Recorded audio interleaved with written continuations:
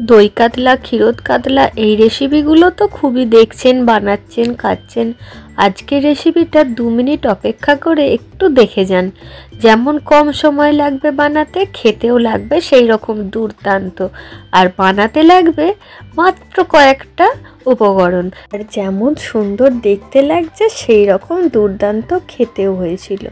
তাহলে বেশি কথা না বলে রেসিপিটা শুরু করা যাক। সকলের কাছে অনুরোধ করব ভিডিওটা শেষ অবধি দেখবেন। খুব শর্টকাটে ছোট করে দেখিয়ে দেব। এই রান্নার জন্য বড় বড় সাইজের কাতলা মাছের পিস নিয়েছি, তবে যে কোনো সাইজের বড় মাছ হলেই এই রান্নাটা করা যাবে, খেতে খুবই ভালো লাগবে। প্রথমেই একটা পেস্ট বানিয়ে নিচ্ছি কাঁচা লঙ্কার, পেঁয়াজের আর আদা রসুনের পেস্ট আলাদা করে রাখা আছে। কড়াতে তেলটা গরম করতে দিয়ে মাছের মধ্যে মাখিয়ে নিচ্ছি লেবু আর গোলমরিচের গুঁড়ো। মাছগুলো নুন মাখিয়ে জল ঝরিয়ে পরিষ্কার করে রাখা ছিল।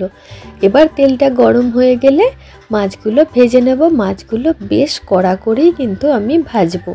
এইভাবে মাছের ম্যারিনেশন করলে মাছগুলো খুবই কড়া করে লাল লাল করে ভাজতে হবে, এতে মাছ শক্ত হয়ে যায় না।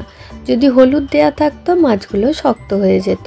তো গ্রেভিতে যখন পড়বে মাছগুলো একদম নরম তুলতুলে আর ভেঙে যাবে, একদম সেই রকম হয়ে যাবে। তো মাছগুলো লাল লাল করে ভেজে তুলে নিলাম। 2 খেপে সবগুলো ভেজে নিচ্ছি। দিয়ে ওই তেলের মধ্যে দিয়ে দিচ্ছি গোটা গরম মশলা আর পেঁয়াজ কাঁচা লঙ্কার পেস্টটা। এবার এটাকে খুব ভালোভাবে ভাজতে হবে, একদম কালার চেঞ্জ হয়ে আসা অবধি ভেজে নেব। মিক্সির জারটা ধুয়েও জলটা দিয়ে দিলাম। গায়ে অনেক মশলা লেগে থাকে, কোনো কিছুই ফেলার দরকার নেই।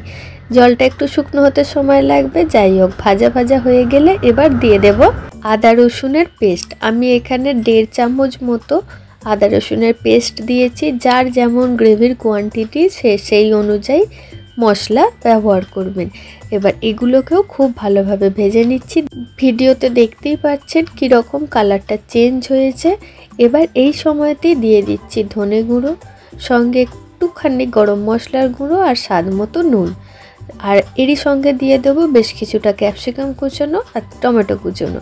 দিয়ে খুব ভালোভাবে কিছুক্ষণের জন্য ভেজে নেব। মশলাটা যদি মনে হয় ধরে যাচ্ছে, একটুখানি জল ব্যবহার করলে অসুবিধে নেই, আমিও দিয়েছি। দিয়ে খুব ভালোভাবে মশলাটা যখন কষানো হয়ে যাবে, ঠিকঠাক টেক্সচারটা চলে আসবে, খুব ভালোভাবে দেখে নিন কোন স্টেজ অবধি মশলাটা কষাচ্ছি। ঠিক এই সময়তেই এবার দিয়ে দেব নর্মাল দুধ। একদমই নর্মাল যে গরুর দুধ হয় ফুটিয়ে ঠান্ডা করে রাখার, ঠিক সেই দুধটাই বেশ অনেকটা পরিমাণে দিয়েছি। মানে গ্রেভিটা যতটা প্রয়োজন আমার ততটাই দিয়েছি। মোটামুটি 3 কাপ মতো দুধ আমি এখানে দিয়েছি।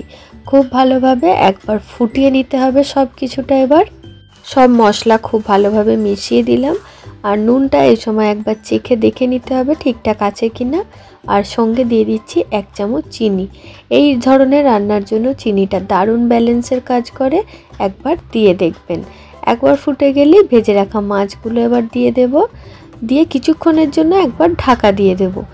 এই মাছ সমেত গ্রেভিটা যখন একবার ফুটে যাবে শেষে দিয়ে দেব সামান্য একটু গরম মশলার গুঁড়ো, খুবই সামান্য 1 পিঞ্চ একদম।